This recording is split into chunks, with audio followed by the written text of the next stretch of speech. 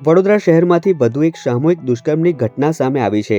ગત તારીખ 8 જાન્યુઆરી 2025ના રોજ બપોરે ઘરેથી નીકળેલી 13 વર્ષીય સગીરાને ફતેગંજ વિસ્તારમાં રહેતા બે યુવકો પટાવી ફોસલાવીને પોતાની સાથે લઈ ગયા હતા, જ્યાં આ બંને યુવકોએ સગીરાને એક રૂમમાં લઈ જઈ 3 કલાક સુધી ગોંધી રાખી વારાફરતી દુષ્કર્મ આચર્યું હતું। બનાવના પગલે પીડિતાને સારવાર અર્થે એસએસજી હોસ્પિટલ ખસેડવામાં આવી હતી।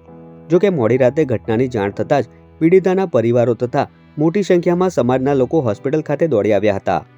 આજે 10 થી 11 વાગ્યાના વચ્ચે જે છોકરી હતી એ એક દુકાન ઉપર જતી હતી રામવાડીમાં, નવાયાર્ડ વિસ્તાર લાગે છે, તો ત્યાં છોકરા ભેગા હતા, 3-4 બેઠેલા હતા। એમને બોલાવીને એમ છોકરીને અંદર રૂમમાં લઈ જઈને અંદરથી બંધ કરી દીધું અને પછી 3 થી 4 કલાક પછી જે આજુબાજુના લોકો હતા એ લોકોએ બૂમ જે પાડતી હતી છોકરી એ સાંભળીને પછી છોકરીને બહાર કાઢવામાં આવ્યા। પછી પોલીસ સ્ટેશન લઈ જઈને પોલીસ સ્ટેશનમાં 3 થી 4 કલાક જે લોકો હતા ત્યાં બેઠા હતા, તો પોલીસ પ્રશાસન કંઈ એમના ઉપર ધ્યાન નહીં આપતી હતી।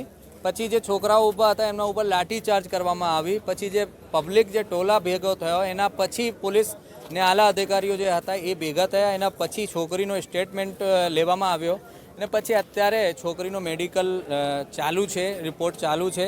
એના પછી આગળ જે થશે એ આગળ ખબર પડશે આપણને। આપણી માંગણી એક જ છે કે જે આરોપીઓ છે એ અત્યારે આપણને ખબર મળી રહી છે, આપણે તો અહીંયા જ છે, જે 3-4 હતા એ પોલીસ ધરપકડ કરી છે। તો બીજી તરફ ઘટનાની ગંભીરતા જોતા વડોદરા પોલીસ વિભાગના ઉચ્ચ અધિકારીઓ પણ તાત્કાલિક હોસ્પિટલ ખાતે દોડી આવ્યા હતા।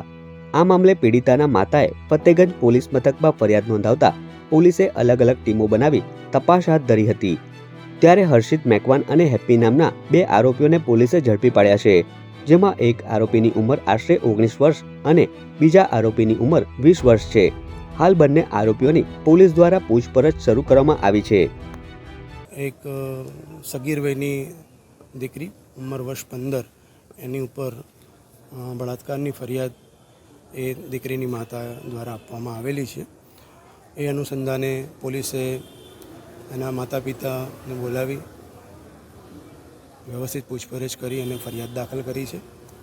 ફરિયાદમાં એની માતાને જે સગીર વયની દીકરી છે એમને 2 આરોપીના નામ લખાવ્યા છે।